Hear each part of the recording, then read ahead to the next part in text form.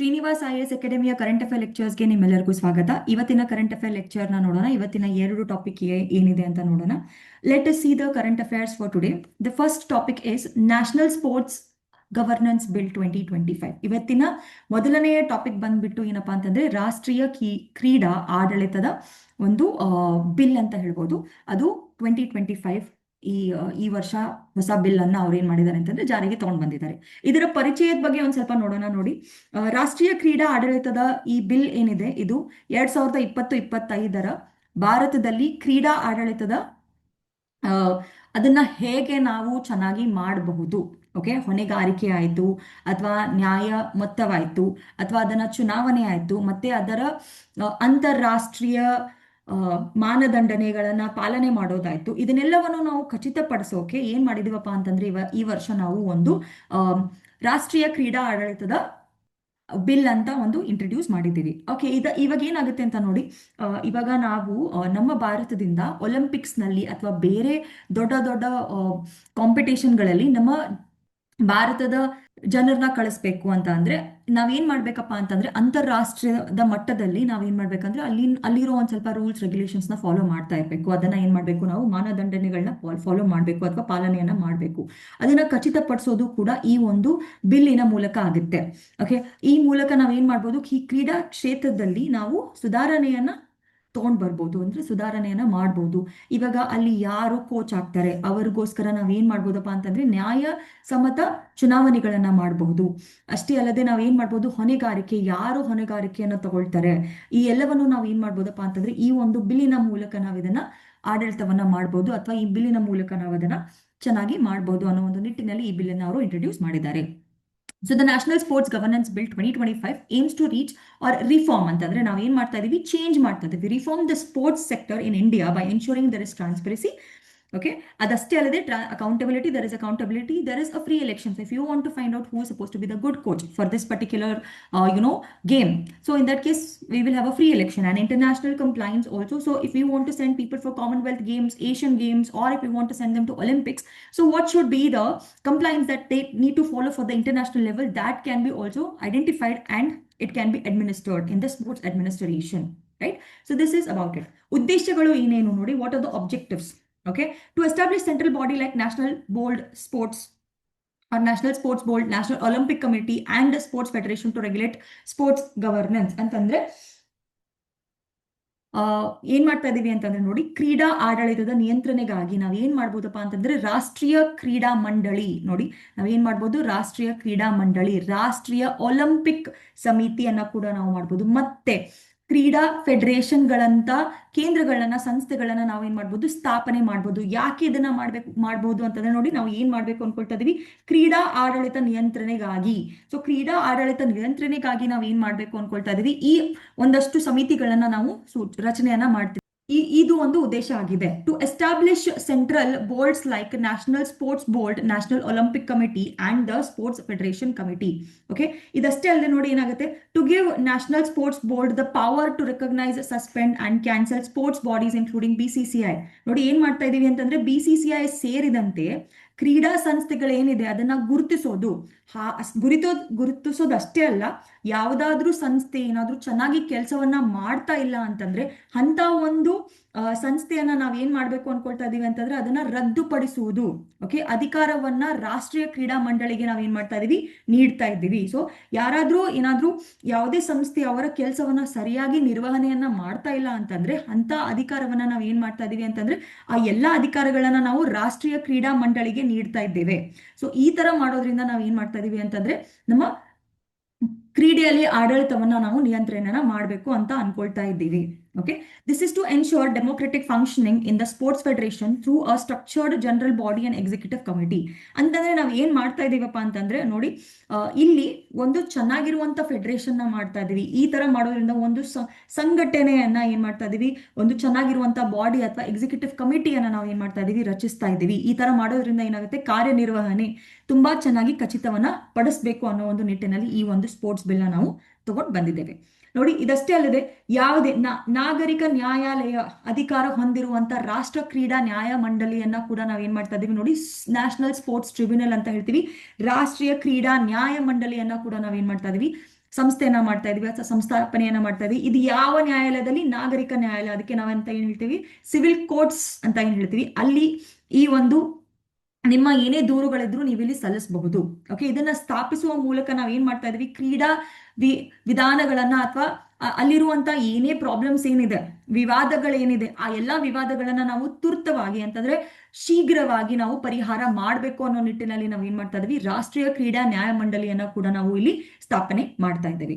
ಸರ್ಕಾರಿ ಅನುದಾನ ಪಡೆದಿರುವಂತ ಕ್ರೀಡಾ ಸಂಸ್ಥೆಗಳೇನಿವೆ, ಫಾರ್ ಎಕ್ಸಾಂಪಲ್ RTI ಆಕ್ಟ್ ಮೂಲಕ ಆಗಿರಬಹುದು ಅಥವಾ CAG ಆಡಿಟ್ ಮ್ಯಾಂಡೇಟರಿ ಕೂಡ ನಾವ್ ಏನ್ ಮಾಡ್ತಾ ಇದೀವಿ? ಈ ತರ ಯಾವ್ದಾದ್ರು ಬಾಡಿ ಬಂದ್ಬಿಟ್ಟು ಅದಕ್ಕೆ ನಮ್ಮ ಸರ್ಕಾರದಿಂದ ದುಡ್ಡು ಹೋಗ್ತಾ ಇದೆ ಅಂತಂದ್ರೆ ಅಂತವನ್ನ ಕೂಡ ನಾವ್ ಏನ್ ಮಾಡ್ತಾ ಇದೀವಿ? ಅದನ್ನ ಚೆನ್ನಾಗಿ ನಡೆಸಬೇಕು, ಪರಿಶೀಲನೆಯನ್ನ ಕೂಡ ನಾವ್ ಏನ್ ಮಾಡ್ತಾ ಇದೀವಿ? ಖಚಿತಗೊಳಿಸ್ತಾ ಇದೀವಿ ಅಥವಾ ಅದನ್ನ ಉತ್ತೇಜಿಸ್ತಾ ಇದ್ದೀವಿ.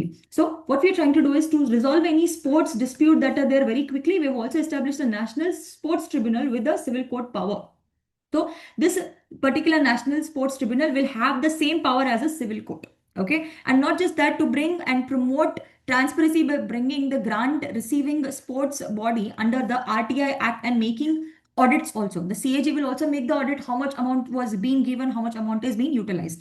Okay, ಇದು ಮೊದಲನೆಯ ಒಂದು ಟಾಪಿಕ್. ಈಗ ಇನ್ನೊಂದು ಟಾಪಿಕ್ ಏನಿದೆ ನೋಡಿ, national anti doping amendment bill ಅಂತ ಹೇಳ್ತಾರೆ ಇದಕ್ಕೆ. ಓಕೆ, ರಾಷ್ಟ್ರೀಯ ಡೋಪಿಂಗ್ ವಿರೋಧ ತಿದ್ದುಪಡಿ ಬಿಲ್ ಅಂತ ಹೇಳ್ಬೋದು ನಾವು ಇದಕ್ಕೆ.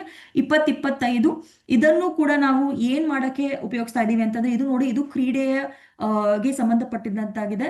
ಕ್ರೀಡೆಯಲ್ಲಿ ಡೋಪಿಂಗ್ ವಿರುದ್ಧವಾಗಿ ಭಾರತದ ಹೋರಾಟವನ್ನು ಬಲಪಡಿಸಲು ಏನ್ ಮಾಡ್ತಾ ಇದೀವಿ? ನಾವು ಕಾನೂನು ಮತ್ತೆ ನಿಯಂತ್ರಣೆ ವ್ಯವಸ್ಥೆಯನ್ನು ಸಿದ್ಧಪಡಿಸೋದಕ್ಕೋಸ್ಕರ. Okay, what we are trying to do is the national anti doping amendment bill strengthens India again fighting against doping in sports.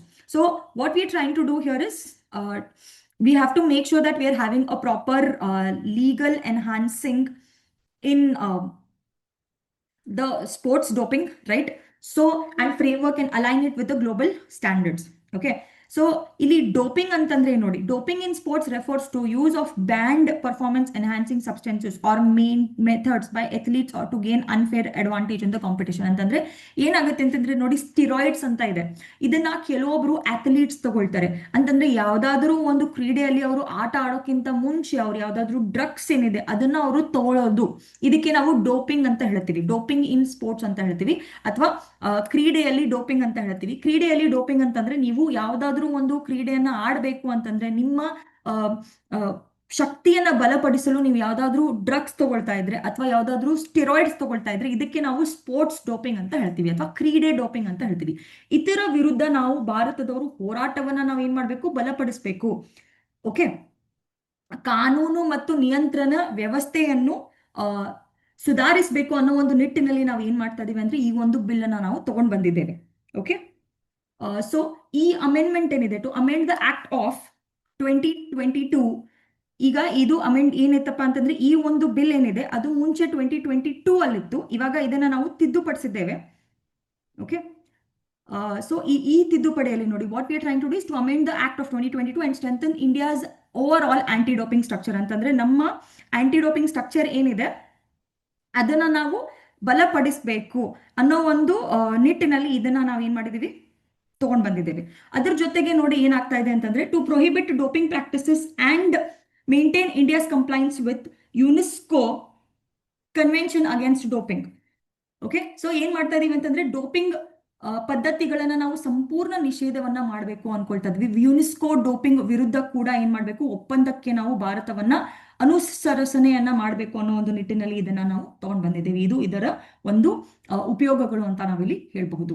ನೋಡಿ, to empower NADA to conduct doping test ಅಂತಂದ್ರೆ ಒಂದು ಸಂಸ್ಥೆ ಇದೆ NADA ಅಂತ, ಅದಕ್ಕೆ ಡೋಪಿಂಗ್ ಟೆಸ್ಟ್ ಅನ್ನ ಮಾಡಬೇಕು. Enforce rules and regulate athlete compliance ಅಂತಂದ್ರೆ ಅವರು ಯಾವ ತರ ಈ ಕ್ರೀಡೆ ಪಟ್ಟಿಗಳನ್ನ ಮಾಡೋದು, ಪಾಲನೆಯನ್ನ ಮಾಡೋದು, ಎಷ್ಟು ಅವರು ಡೋಪಿಂಗ್ ನ ತಗೊಳ್ತಾ ಇಲ್ಲ, ಡೋಪಿಂಗ್ ಟೆಸ್ಟ್ ಮಾಡಿದಾರೋ ಅಥವಾ ತಗೊಂಡಿದಾರೋ ಇಲ್ವೋ ಅಂತ ಇದನ್ನೆಲ್ಲವನ್ನ ಟೆಸ್ಟ್ ಮಾಡೋದಕ್ಕೆ ನಾವು ಏನ್ ಮಾಡ್ತಾ ಇದೀವಿ ಅಂತಂದ್ರೆ ಇವರಿಗೆ ಪರೀಕ್ಷೆ ನೀಡಲು ಅಥವಾ ಇವ್ರಿಗೆ ಏನ್ ಮಾಡ್ತಾ ಇದೀವಿ? ನಾವು ಒಂದ್ ಸ್ವಲ್ಪ ಪವರ್ ಅನ್ನ ಕೊಡ್ತಾ ಇದ್ದೀವಿ. ಅದಕ್ಕೆ NADA ಅಂತಂದ್ರೆ ನೋಡಿ, national board of anti doping to supervise. So ಏನಾಗಿದೆ, ನಾವು ಅಷ್ಟೇ ಅಲ್ಲದೆ NADA ಅಷ್ಟೇ ಅಲ್ಲದೆ ಏನ್ ಮಾಡ್ತಾ ಇದೀವಿ ಅಂತಂದ್ರೆ ನೋಡಿ, to establish a national board for anti doping to supervise NADA. So ಇವಾಗ ನಾವ್ ಏನ್ ಮಾಡ್ತಾ ಇದೀವಿ ಅಂತಂದ್ರೆ ನಮ್ಮ ಭಾರತದಲ್ಲಿ NADA ಇನ್ನೂ ಅದಕ್ಕಿಂತ ಮೇಲ್ವಿಚಾರಣೆ ಮಾಡಲು ಕೇಂದ್ರ ಸರ್ಕಾರ ಸಲಹೆ ನೀಡಲು ಒಂದು ರಾಷ್ಟ್ರೀಯ ಡೋಪಿಂಗ್ ವಿರೋಧ ಮಂಡಳಿಯನ್ನ ಕೂಡ ನಾವೇನ್ ಮಾಡಿದ್ದೀವಿ, ಸ್ಥಾಪನೆಯನ್ನ ಮಾಡಿದ್ದೇವೆ.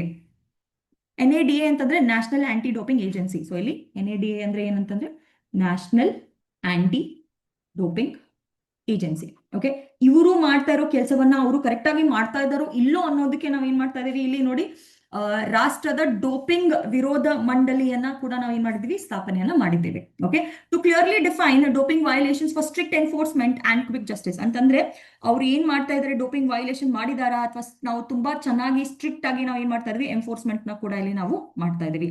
ಯಾವ್ದಾದ್ರೂ ಡೋಪಿಂಗ್ ಉಲ್ಲಂಘನೆಯನ್ನ ಮಾಡಿದಾರಾ ಅದನ್ನ ಸ್ಪಷ್ಟವಾಗಿ ನಾವ್ ಏನ್ ಮಾಡ್ತಾ ಇದೀವಿ, ಮುಖ್ಯ ಅಂದ್ರೆ ಚೆಕ್ ಮಾಡ್ತಾ ಇದೀವಿ. ಅಂದ್ರೆ ಅವ್ರಿಗೆ ವೇಗವಾಗಿ ತುರ್ತು ನಾವು ಏನ್ ಮಾಡ್ತಾ ಇದೀವಿ, ನ್ಯಾಯಕ್ಕಾಗಿ ಡೋಪಿಂಗ್ ಉಲ್ಲಂಘನೆಯನ್ನ ಮಾಡಿದಾರಾ ಇಲ್ವಾ ಅಂತ ಕೂಡ ನಾವು ಖಚಿತವನ್ನ ಪಡಿಸ್ತಾ ಇದ್ದೀವಿ. ಓಕೆ, ಇದು ನಿಮ್ಮ ಉದ್ದೇಶಗಳಲ್ಲಿ ಬರುತ್ತೆ. ಸೊ ಇವತ್ತಿನ ಕರೆಂಟ್ ಅಫೇರ್ಸ್ ಅಲ್ಲಿ ನಾವು ನೋಡಿರೋ ಪ್ರಕಾರ 2 ಬಿಲ್ಗಳಿವೆ. 2 ಬಿಲ್ಗಳು ಎದಕ್ಕೆ ಸಂಬಂಧಪಟ್ಟಿದೆ ಅಂತಂದ್ರೆ ಕ್ರೀಡೆಗೆ ಸಂಬಂಧಪಟ್ಟಿದೆ. ನಾವು ಏನ್ ಮಾಡ್ತಾ ಇದೀವಿ ಅಂತಂದ್ರೆ ನೋಡಿ, ನಮ್ಮ ಭಾರತದಿಂದ ತುಂಬಾ ಜನರು ಅಥವಾ ತುಂಬಾ ಸ್ಪೋರ್ಟ್ಸ್ ಮೆನ್ ಏನಾಗಬೇಕು, ಒಲಿಂಪಿಕ್ಸ್ ಅಲ್ಲಿ ಭಾಗವಹಿಸಬೇಕು, ಅವ್ರು ಆ ತರ ಎಲ್ಲ ಮಾಡ್ಬೇಕು ಅಂತಂದ್ರೆ ನಮಗೆ ಅಲ್ಲಿರುವಂತ ಅಂತಾರಾಷ್ಟ್ರೀಯದ ಕ್ರೀಡೆಯಲ್ಲಿ ನಾವೇನ್ ಮಾಡ್ಬೇಕು, ಚೆನ್ನಾಗಿರ್ಬೇಕು ಅಂತಂದ್ರೆ ಅಲ್ಲಿರುವಂತ ರೂಲ್ಸ್ ಅಂಡ್ ರೆಗ್ಯುಲೇಷನ್ ಅನ್ನ ನಾವು ಫಾಲೋ ಮಾಡ್ಬೇಕಾಗತ್ತೆ. ಅದನ್ನ ಮಾಡ್ಬೇಕು ಅಂತಂದ್ರೆ ನಮ್ಮ ಭಾರತದಲ್ಲಿ ನಾವು ರೂಲ್ಸ್ ಅಂಡ್ ರೆಗ್ಯುಲೇಷನ್ ಕರೆಕ್ಟ್ ಆಗಿ ಫಾಲೋ ಮಾಡ್ಬೇಕು. ಆಂಟಿ ಡೋಪಿಂಗ್ ಆಯ್ತು ಅಥವಾ ನಮ್ಮ ಕ್ರೀಡೆಯಲ್ಲೇ ನಾವು ಯಾವ ತರ ರೂಲ್ಸ್ ಅಂಡ್ ರೆಗ್ಯುಲೇಷನ್ಸ್ ನ ಫಾಲೋ ಮಾಡ್ಬೇಕು ಅಂತ ನಾವಿಲ್ಲಿ ಈ 2 ಬಿಲ್ಗಳನ್ನ ನಾವು ಒಂದ್ ಸ್ವಲ್ಪ ತಿದ್ದುಪಡಿಯನ್ನ ಮಾಡಿದ್ದೇವೆ. ಓಕೆ, ಇವತ್ತಿನ ಕರೆಂಟ್ ಅಫೇರ್ಸ್ ಅಲ್ಲಿ ಈ 2 ಬಿಲ್ ಬಗ್ಗೆ ನಾವು ನೋಡಿದೀವಿ. ಮತ್ತೆ ಮುಂದೆ ಬರುವಂತ ಕರೆಂಟ್ ಅಫೇರ್ಸ್, ನಾಳೆ ಕರೆಂಟ್ ಅಫೇರ್ಸ್ ಅಲ್ಲಿ ಮತ್ತೆ 2 ಟಾಪಿಕ್ಸ್ ನಾವು ನೋಡ್ಕೊಂಡು ಬರ್ತೀವಿ. ಅಲ್ಲಿವರೆಗೂ ಥ್ಯಾಂಕ್ ಯು ಸೋ ಮಚ್.